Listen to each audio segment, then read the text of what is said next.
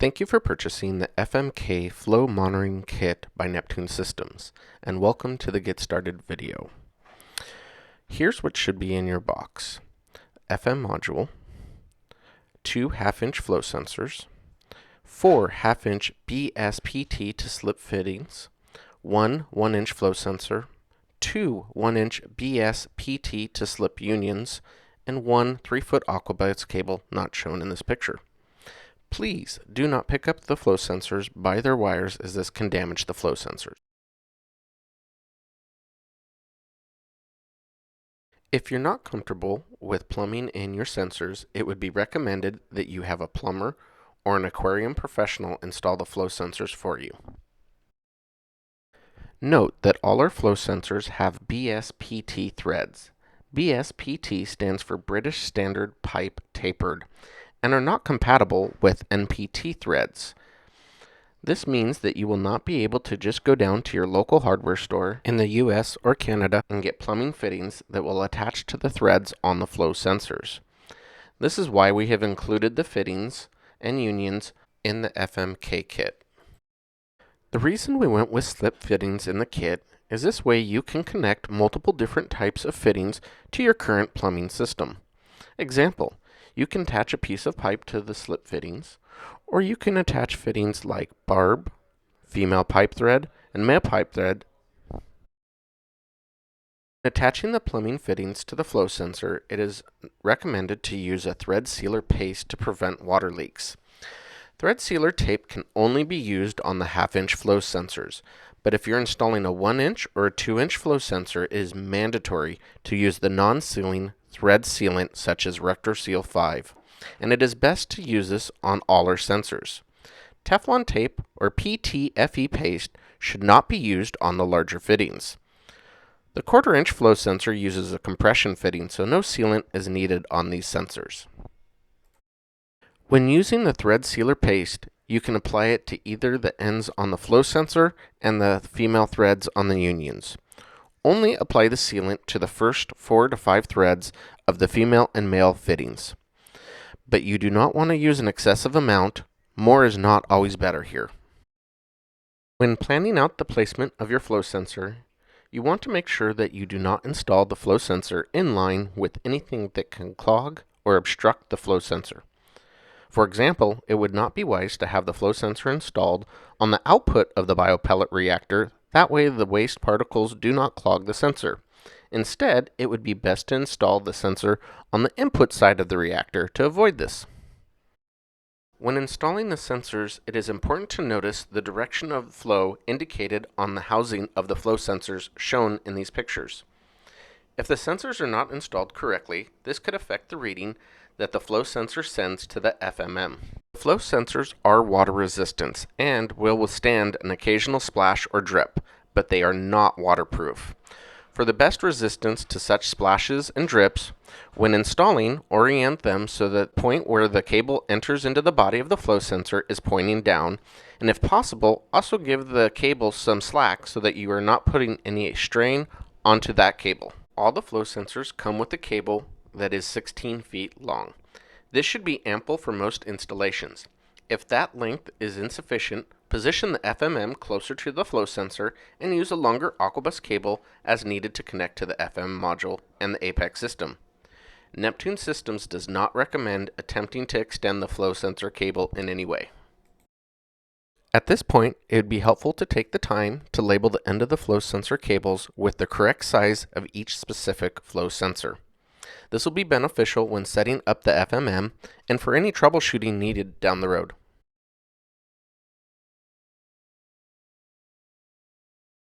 Mount the FMM with your other modules, and make sure that the flow sensor cables can reach to the module.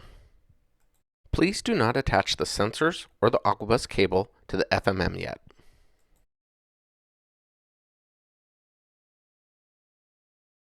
It is important that your Apex base unit must be running the latest firmware and web pages 4.51 or higher to be able to support the FMM module. If you are unsure on how to update firmware and web pages for an Apex Classic, Lite, or Junior system, here is a YouTube video link to watch a different video on how to do this.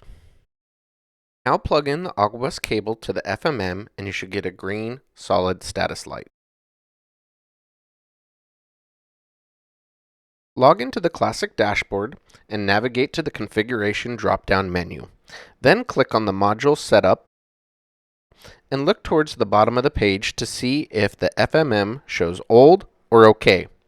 If the FMM shows old, then update the module by selecting it in the upper left drop-down menu.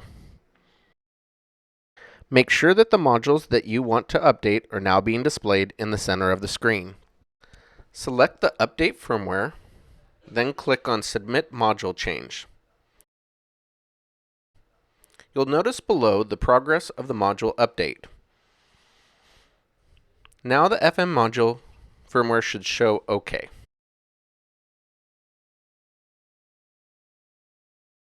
Now that we have updated the module, we can plug in each of the sensors into their individual ports.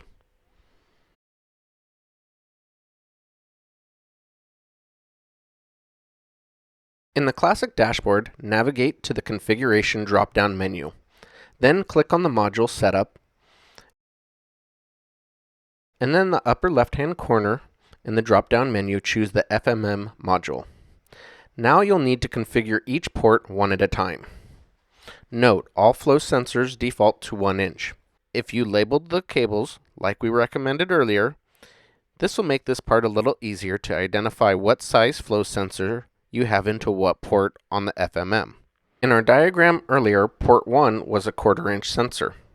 Select the 1/4 inch from the drop-down menu, then click on port 1 button to configure it. The port 2 was a 1/2 inch sensor. Select the 1/2 inch sensor from the drop-down menu, and then click on the port 2 button. Port 3 was a 1 inch sensor. This is by default 1 inch, so there is no need to change it. If nothing is plugged into the FMM, the port default sensor is water on floor. You can choose on how you would like the flow rate to be displayed, either in gallons per hour or liters per hour. By default, it will be gallons per hour.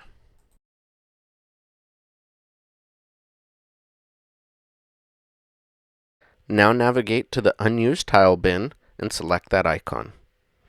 Now you'll see the flow sensor tiles for the flow sensors that you have connected to the FMM module.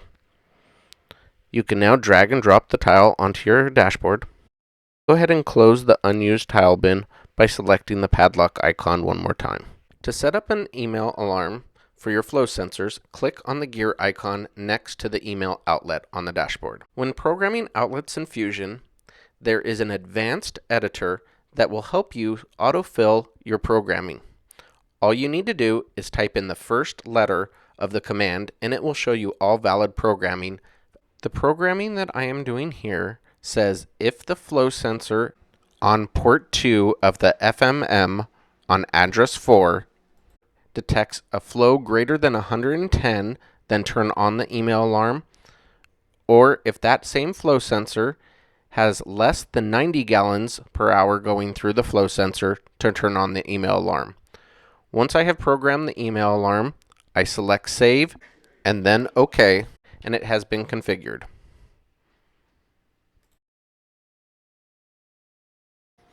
Note, when you're looking at your flow sensor graph in Fusion and you say in your head, I thought my pump was supposed to pump X amount of gallons per hour, and the flow graph is showing something different.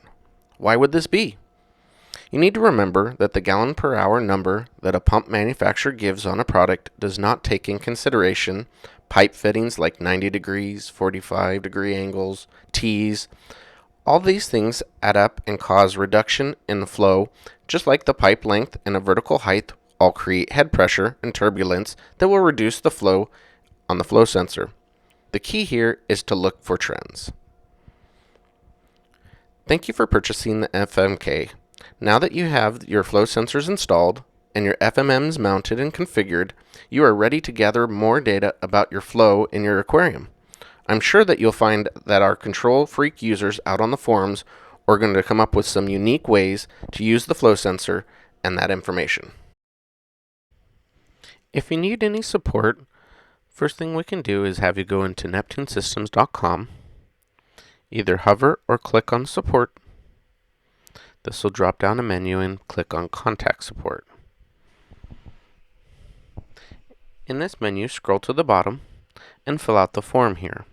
We'll start with your first and last name, email, phone number, and a few information regarding the Apex and the date of purchase, and a few other items. Please then, in the subject line, let us know the problem you're having, and then a detailed description so we can better help you. Thank you.